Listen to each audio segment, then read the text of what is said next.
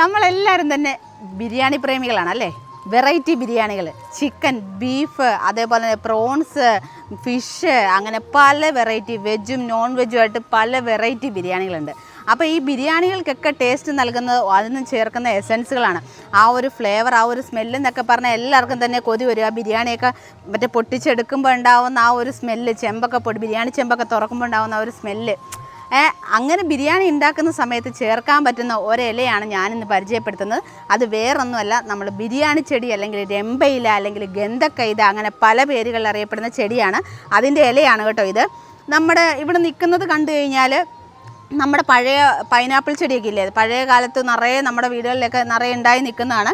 ഇപ്പം നമ്മൾ പൈനാപ്പിൾ കൃഷിയായിട്ടായിരിക്കും കാണുന്നത്. പണ്ടൊക്കെ എന്ന് പറഞ്ഞാൽ നമ്മുടെ വീടുകളിലൊക്കെ തന്നെ ഓരോ വീടുകളിലും നമ്മുടെ ആവശ്യത്തിനുള്ള പൈനാപ്പിളുകളൊക്കെ തന്നെ നമ്മുടെ വേലിയായിട്ടും അങ്ങനെയൊക്കെ ഉണ്ടായിരുന്നു.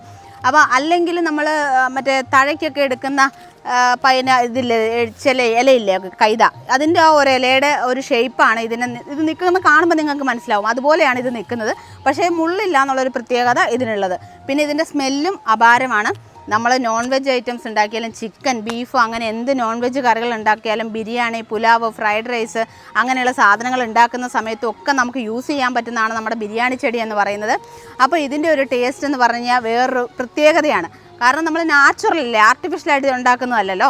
അപ്പം നാച്ചുറൽ ആയതുകൊണ്ട് തന്നെ ആ ഒരു നാച്ചുറൽ ടേസ്റ്റും ഫീലും നമുക്ക് കിട്ടും. അതേപോലെ തന്നെ നമ്മൾ പുട്ട് ലവറാണെന്നുണ്ടെങ്കിൽ വെറൈറ്റി പുട്ട് ആഗ്രഹിക്കുന്നവരാണെങ്കിൽ ആ പുട്ട് ഉണ്ടാക്കുന്ന സമയത്തും വെള്ളത്തിൽ ഇതിൻ്റെ ഇല ഇട്ട് കൊടുത്തിട്ട് ആ പുട്ടുണ്ടാക്കുമ്പോൾ വേറൊരു ഫ്ലേവറും ടേസ്റ്റും നമുക്ക് കിട്ടും. അങ്ങനെ ഒരുപാട് ഗുണങ്ങളുള്ള ഒന്നാണ് നമ്മുടെ ബിരിയാണി ചെടി എന്ന് പറയുന്നത്. അപ്പോൾ ഇതിൻ്റെ ഡീറ്റെയിൽ വീഡിയോ നമ്മൾ ചെയ്തിട്ടുണ്ട്. അത് നമ്മുടെ മാംഗോ മെഡോസിൻ്റെ ചാനലിൽ നമ്മൾ അപ്ലോഡ് ചെയ്തിട്ടുണ്ട്.